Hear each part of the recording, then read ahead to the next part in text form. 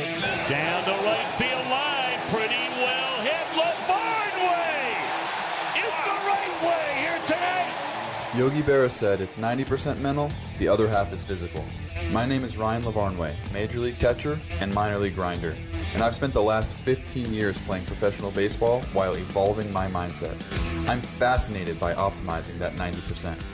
In this show, I'll talk to elite athletes and mindset coaches about what makes them tick and how they've overcome obstacles in their own careers on the way to finding success.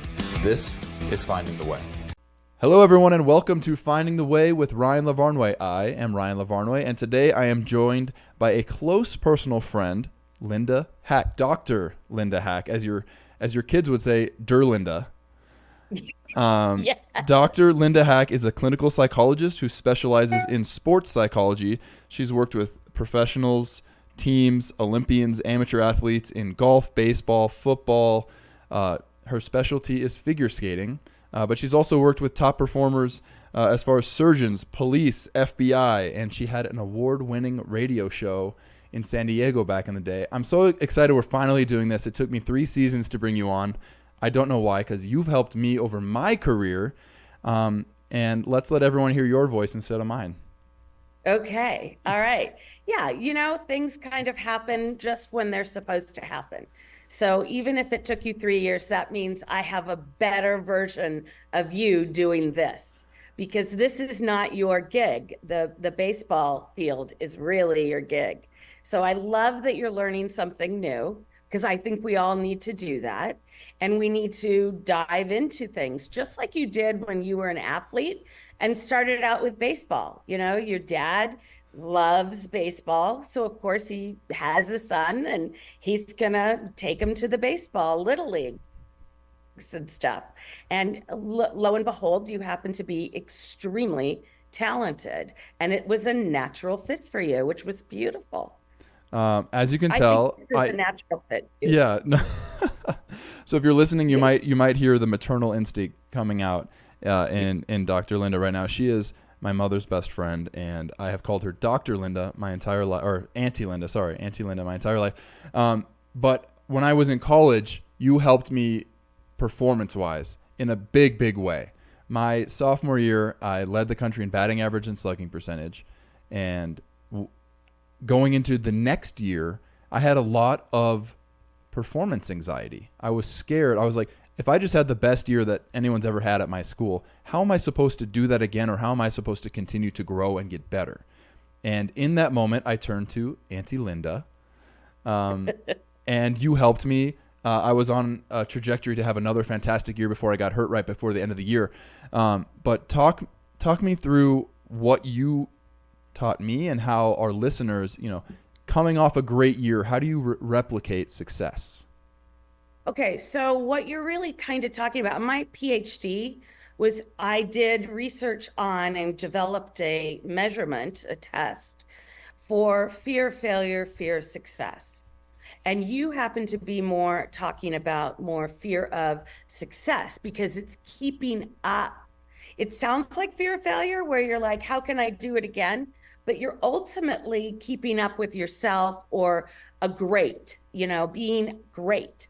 And again, you were naturally talented.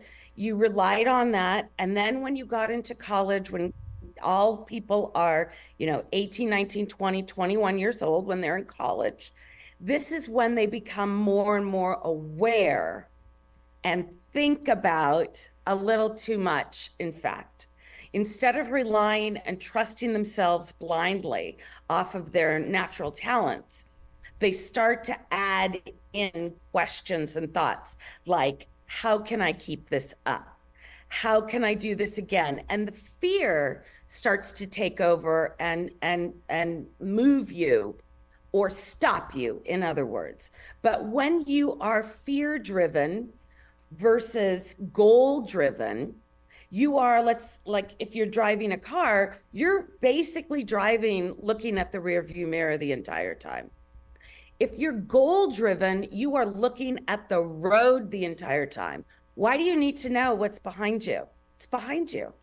It doesn't help you. In fact, it will cause problems if you go back repetitively over and over and you're stuck there. going forward because it was forward thinking that got you there. You just didn't know it or realize it. All right. And I think you had some really good also coaches that assisted, positively, developmentally you as an athlete and your skills and developing your skills. Your thinking got in the way. Your absolute thinking was tripping you up. You knew how to do everything. You absolutely knew how to do it. And one of the things we talked about was kind of clearing the mechanism, learning mental awareness, mental strengths, and mental weaknesses, right? Like repeating fear-driven thoughts versus goal-driven thoughts. And when you were injured, the other piece about recovery from injury on a lot of top athletes is their fear that they won't be able to get back to that place. They feel pain. Okay, pain is very, very difficult. Us athletes, and I was a child figure skater, was working as pair skater, individual skater, up into national ranks. I just didn't make it to the Olympics as my goal. So then I got a PhD in sports psychology to make up for it. But it was always about get more, always being curious for, hey, I wonder if I can do this. Hey, I want to do a triple jump, not just double jumps, right? Or I want to hit it out of the park, right? These are become your goals. All right. Or your batting average. I want my number to be a certain number. And you are focused literally on that versus all the things that could get in the way. But those are just what ifs. They don't exist. And I actually deal with this on my regular practice of general population. Lots and lots of people are driven by what ifs, which are the fears that keep them from achieving things they want, rather than saying, hey, this is what I want. There was a day Peggy Fleming was skating in the Ice Capades 1 billion years ago. And I saw her skate. I was like 5 years old, 6 years old. And I said, I want to do that. Literally, did I know I could do that? No, but it's like, I want to.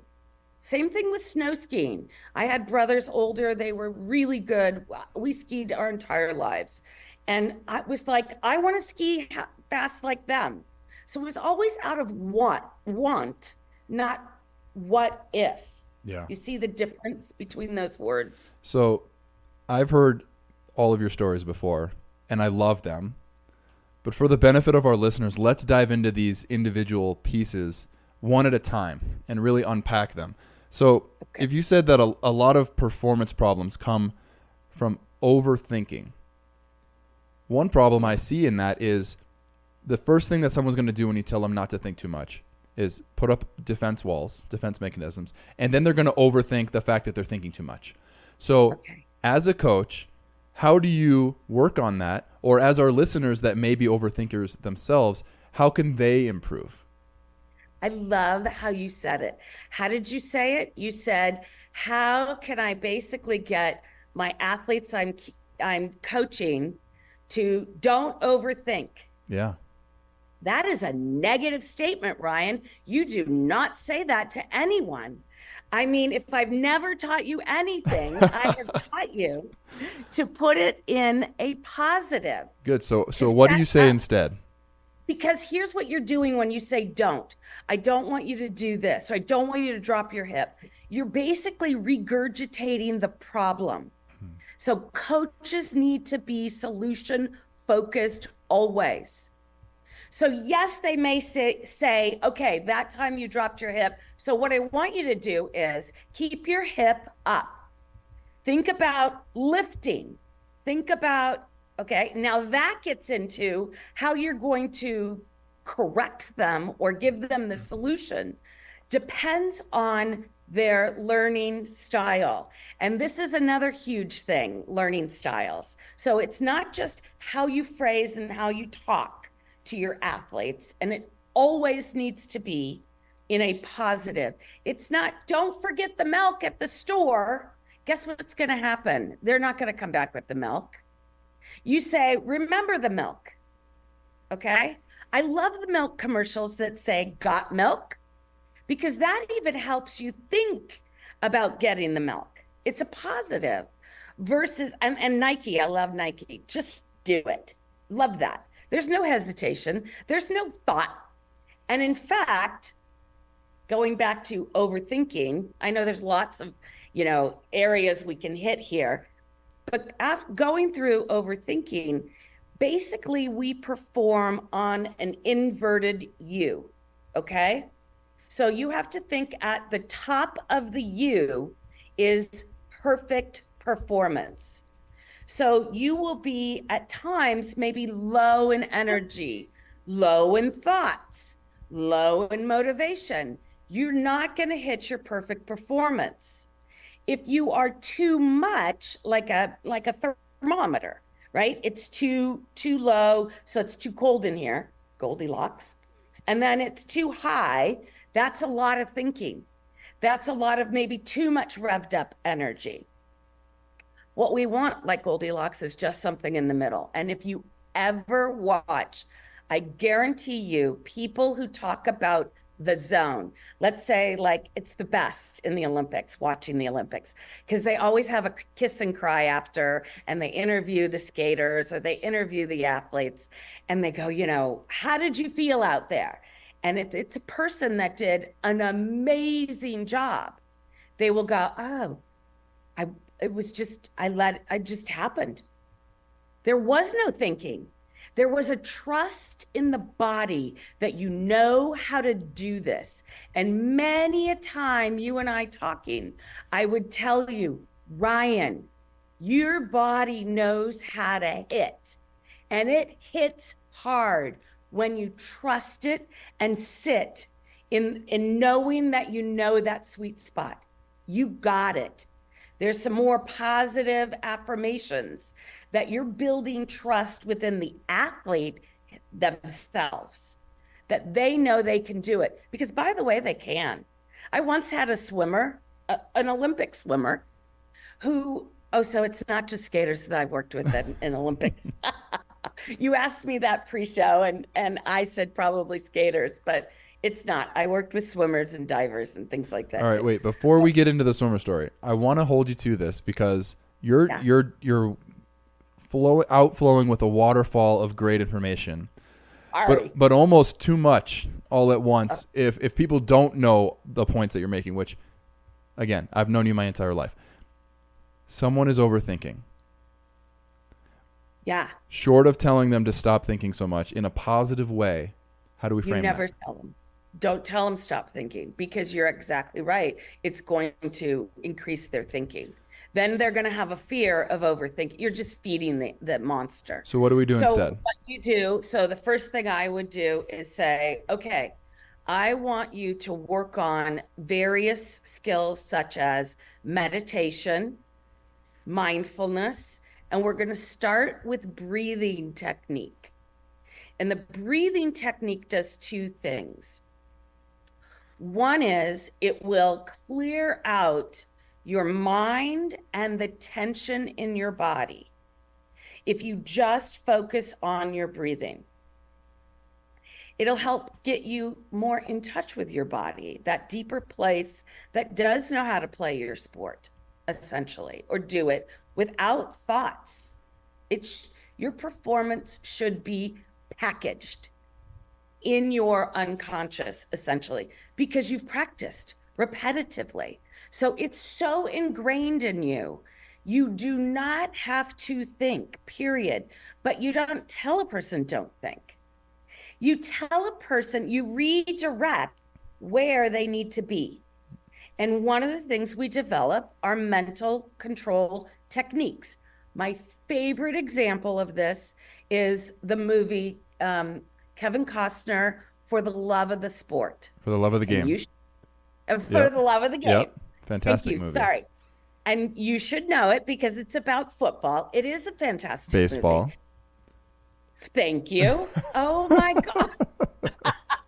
Well, Well, it applies to any sport, Yes. but you're right. It's all about baseball. And Kevin Costner being the old guy coming back and a pitcher.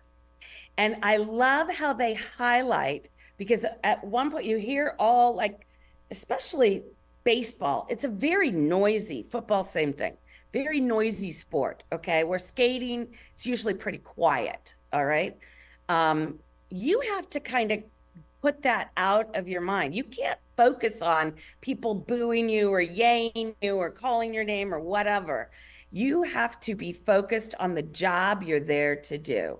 And essentially, it is a pitcher is focused on the catcher, you, and the catcher is focused on the pitcher at the pitch. The catcher needs to also have a dual focus capacity, because he has to scan the field. He really watches the back of the Yeah. pitcher, right? And so he has to do broad focus, scan, and he has to do narrow focus, the pitch. Okay. So I want to dive into this even deeper, if you will. And for anyone listening that hasn't seen the movie, what happens is Kevin Costner says the words to himself, "Clear the mechanism." I love that. And the crowd, the roar of the crowd, dulls to a hush. The background that was in vibrant color fades to a dull color, and his focus is singular. So the metaphor is wonderful. Two things within this that I want to dive a little deeper into. First of all, I think you're assuming a minimum level of skill set, right? In order to trust your body, you are assuming an athlete or a high performer in any capacity, any field, has a skill set where they know how to do it already. How would this teaching differ if they're still learning or if they're trying to gain a new skill? Okay, so now you're talking about kind of younger athletes, all right, which is great, because or emerging leaders in the corporate world, people that are being trained on a new skill. They don't necessarily need to be adolescent, but there is a certain level of thinking and gaining knowledge that people are hopefully learning their entire lives. Yes, because sometimes people kind of, just like you playing baseball, naturally know how to do it.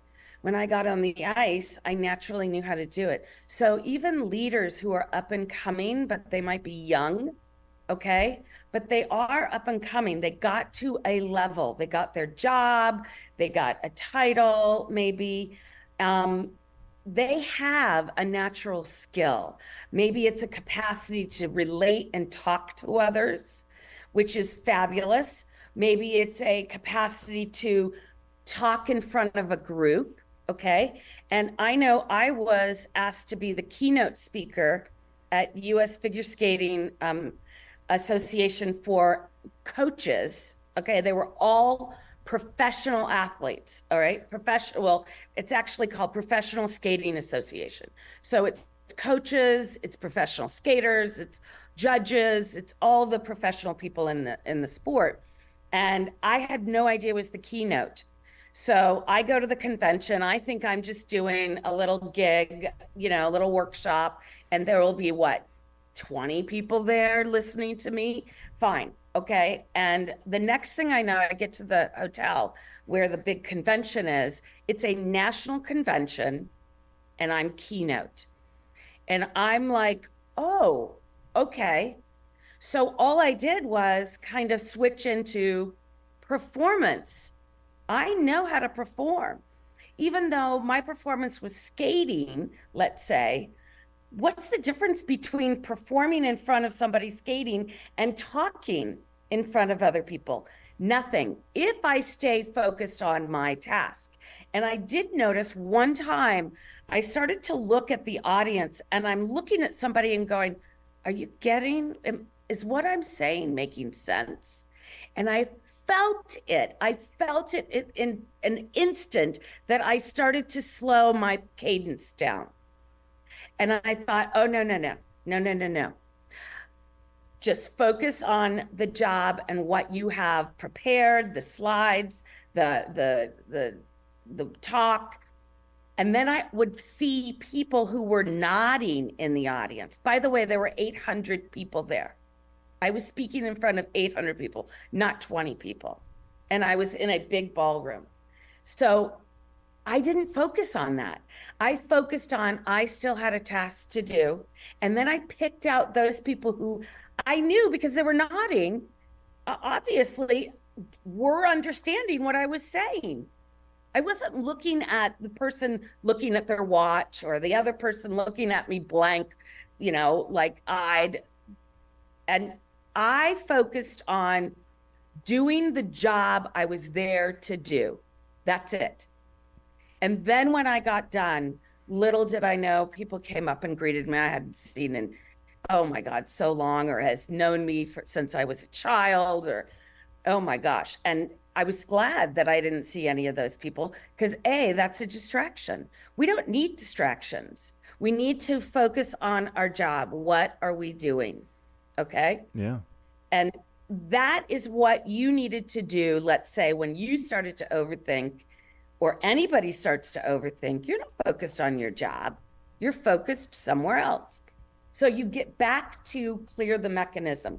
Clear the mechanism is the most brilliant way of calling it. And I talk about a magnadoodle, which is an old, toy that you could scribble stuff and then swoosh, whoosh, you could clear the whole thing.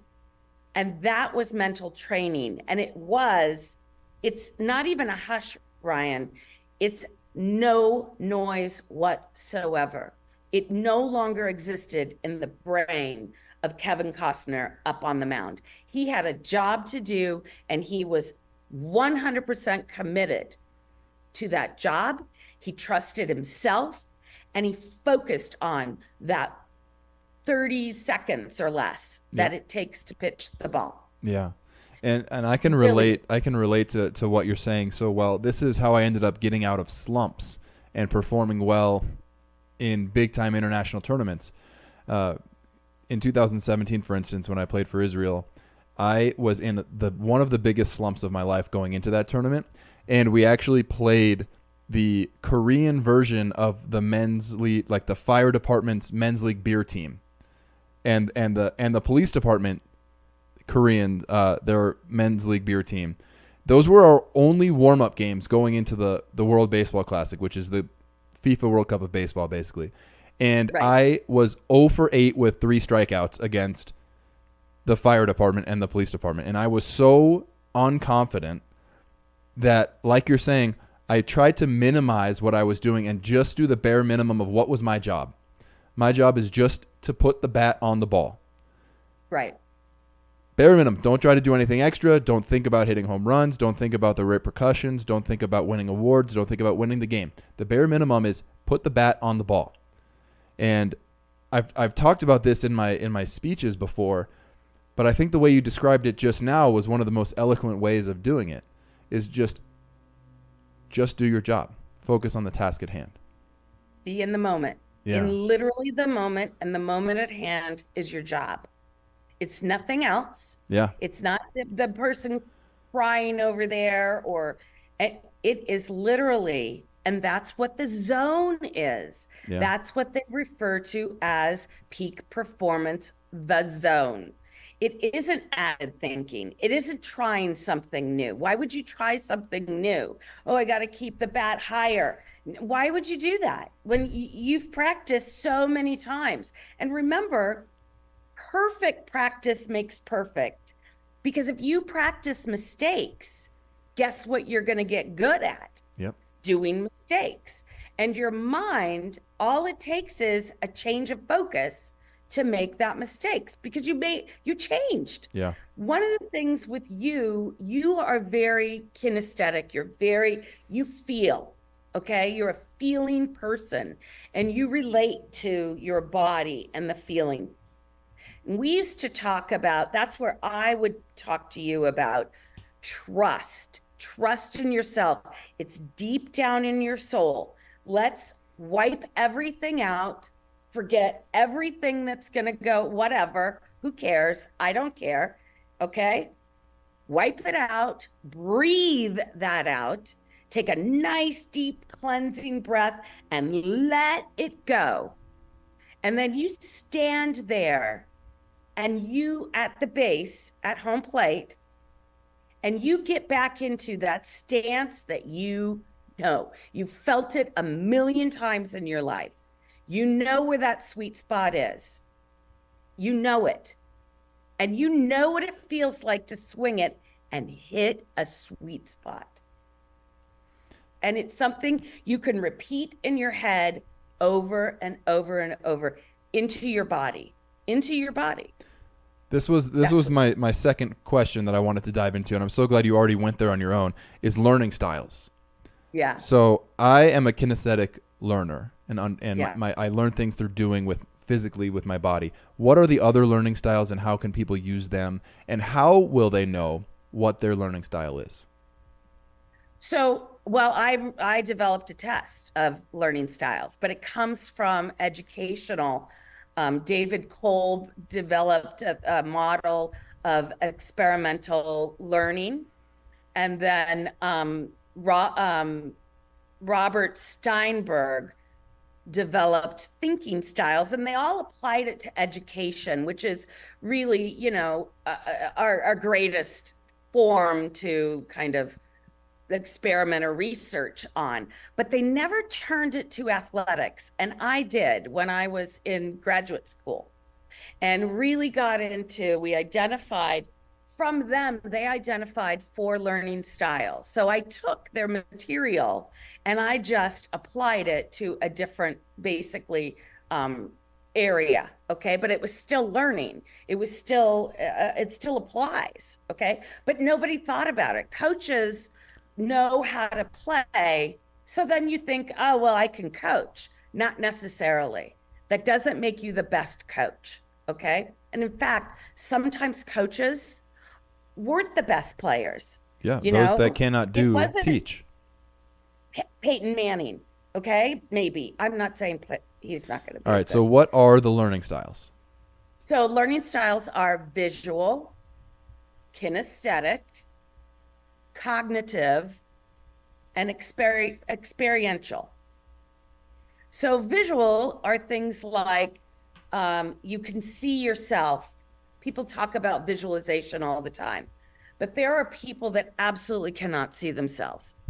And I will tell you that because you really are, your learning style really is kinesthetic dominant, visual second. And people do usually have 2 that they operate out of. Okay.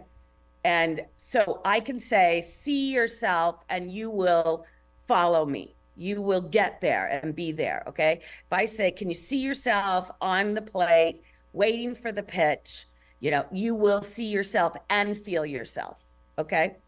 Some people, so if you're a coach and you have a visually dominant learner, you can, well, first of all, you can show them a great pitch, whether it's on the media, or if they are a really great pitcher still, and they pitch a really good ball. Okay. Those visual people will mimic. My son, who's he's a professional dancer now. When he was 3 years old, he would watch the old, what are they called? Like shows. And the teachers danced in the shows, right? The little recitals that they would do once a year.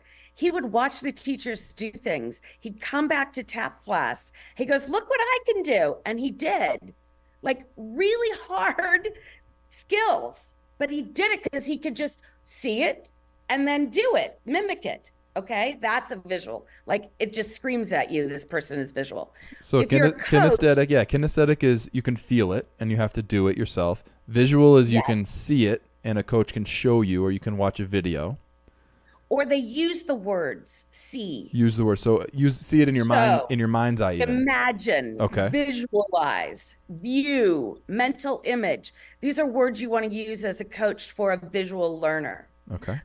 How about cognitive? Cognitive, they can break things. They know every single part. It's amazing. My daughter is cognitive. When she danced, she could pick up the routine at any place in the music on any step because she knew every single step. The only problem with coaches and cognitive learners is they usually take longer to learn because they're literally learning every single component. Okay. They are so detailed, and everything has to be in a logical way that makes sense to them. So if you're a coach of a cognitive, you have to be patient, number one. Don't get impatient. They may be very, very talented. It just takes a little time.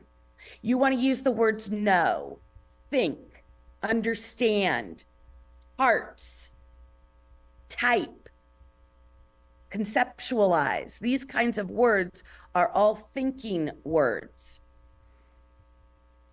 Okay. And then the fourth learning style was experiential. How does that differ?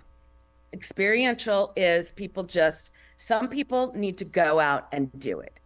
Let me just try it myself. Have you ever heard somebody say that? Yeah. Okay, yeah. I don't need to read the directions. Let me just try it. I'm going to fiddle with it and see what happens. Okay.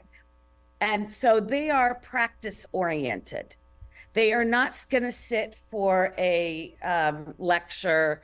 Oh, no. They're going to be on their phone. They're way too stimulated or stimulus oriented. Okay. So you want to use words like practice, repeat, over, again, master, experience, try.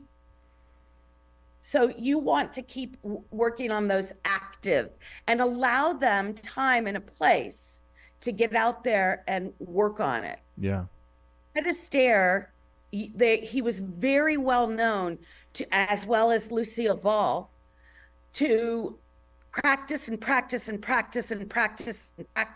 their routines until they felt a sense of purpose. We just saw Michael Jackson in the tour. Michael Jackson, his tour that's out and shows his kind of life and plays his music, which is sensational, of course. And the performances are fantastic. But you saw in there where he was a perfectionist. He needed to get to a place and practice it until he felt it and it all came together. So he was, I would say, by guess, without him taking the test, and he can't now, but I would say he's experiential and he is kinesthetic. He felt the music. He would listen to rhythm and feel, and then it would just come to him. Yeah. Okay. That what needs to be added in here. Beethoven was like that. Mozart was like that. Yeah. It was phenomenal. So I love the way you're using specific words on how to coach these different learning styles and how to be the best leader, the best coach, the best mentor.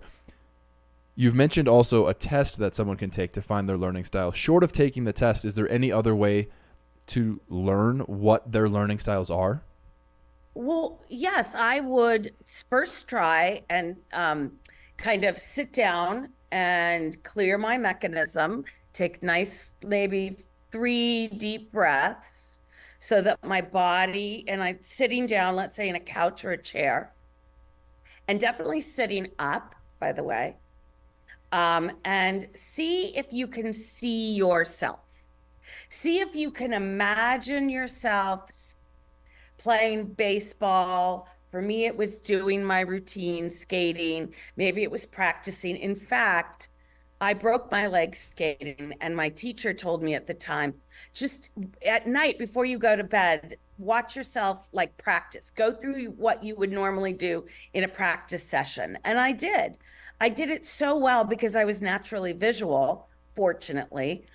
When my doctor allowed me to go back 8 weeks later on the ice, I could do literally everything, double jumps, even a triple. I had to get off the ice again for 2 more weeks because I built up too much fluid around. My leg was not ready to actually sustain that kind of, because you were a visual learner, you visualized and got the same amount of quality reps as you would have if you had been an experiential learner and had gone and experienced it. We have research that backs this up, like over and over and over again. This is a fact. If you're a visual person and you can visualize and you really work on your visualization, it is as though you are practicing at a micro level. They've put electrodes on the body Yeah, I've seen and they've this. watched mini firing, Yeah. the exact muscles that are required to do that Yeah. skill, and not the muscles that are not required. Interesting. Those are relaxed. It's phenomenal. Okay. They've studied this over and over and over in all kinds of ways. So if you're visual, that is one of the greatest tools. And to be honest with you, most of the great athletes are naturally visual. They are. And it kind of works together because the coach knows how typically is visual himself or herself and is typically going to be talking more dominantly that way. And so it kind of works really well. Okay. So you were starting to say, as far as learning what your learning style is, first start by trying to visualize. And then and if you can't do it, then you try the next one. You just basically try each one until you find what yours is. Absolutely. Absolutely. So ask yourself questions. So now it's taking like a self inventory of yourself. Okay. And I would personally start with back in your childhood. Like if you think about it, how did you learn how to, I don't know, play volleyball at school or go on the jungle gym? Or how did you learn maybe you did play a sport like soccer? Soccer's very, very popular, with kids these days. Okay. And you look at how did you, if you think back, did you need to know how exactly your foot was going to hit the ball in soccer? Where you needed it, like all the actual mechanisms, the parts. Right. If you're a part person, you're cognitive. If you were I went for a feeling. Like when I played tennis, I would play with the feeling of hitting the sweet spot. Yep. Totally.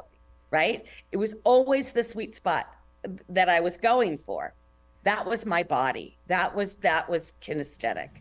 If I did, if it was like, well, I got out there and, I played, which I did play tennis against the garage door over and over and over. I played handball the same way, over and over and over. One, because I was interested, but two, I was interested in getting better and better and better and better too. Right. Right. And then it was because I was so competitive at that time, more about being number one. Now I'm more competitive within myself, challenging myself. But it was about, okay, this is the Olympic shot, kind of thing I would pretend. So think back into your childhood and what were the things that you naturally gravitated towards? Yeah. All right. Maybe it's music. For some people, it was music. Music, I would say to you, both are kinesthetic because they usually feel. It's obviously auditory, but we didn't do auditory. That's a mechanism in which you take in information. You see a lot of that under the education department because they are doing visual and auditory learning. Okay. But athletics doesn't really require that as dominantly. Yeah. Okay. But music would also, though, even it went through your auditory, it goes into your soul. And really amazing musicians, by the way, I don't even know how they think because they don't think like you and me. They absolutely don't. Have you ever seen is it the Gambit? The Queen's Gambit. Yes. The Queen's Gambit. I love she how saw it when on the they ceiling, do that. yeah. And they show she's thinking on a completely different level. Now, you saw that was visual. That was visual. But it's almost like a 3D. It's a different type of visual. Yeah, that was visual, I think, maybe just for the medium of television. But she was also cognitive because she was understanding the way the pieces were going to move and every move. Every move. This has been such a dense and packed, filled with quality, helpful. Seriously, no. We talked about the fear of success versus the fear of failure, how to stop thinking so much, how to get in the zone, different learning styles. I always ask every guest one question at the end of the episode. If you could talk to a young Dr. Linda before you were a doctor, maybe you were still a figure skater, or maybe right when you got your PhD and started coaching, what's the best advice that you could give knowing what you know now? Trust yourself. Sit in trust. You have strength greater than you think. You have capacity greater than you think or feel or believe at times. And sit in the quiet of what you know naturally and trust it. Go forward and trust. I think that was like after my license and my dissertation defense, I was crying because I was sure that I failed. And I didn't. So it was always that as I grew older, the fear of failure did grow in me. And I didn't have a way of managing it. And the way that I would manage it today is to do more quiet confidence building in trust. 100% trust and faith in self. And who cares about the rest? Who cares? I don't care. Go out and blow it. Who cares? But just do it. My Nike commercial. Just do it. Be interested in doing it and trust in the process. It's a phenomenal tool. All right. We don't use it. Have some trust. All right. Yeah. Auntie Okay. Linda, thank you so much. Thank you for listening. I am Ryan Lavarnway. This was Dr. Linda Haack. This has been Finding the Way, and we'll see you next time. Thanks for listening to Finding the Way with Ryan Lavarnway. Find previous episodes on Apple Podcasts, Spotify, or wherever you listen to podcasts.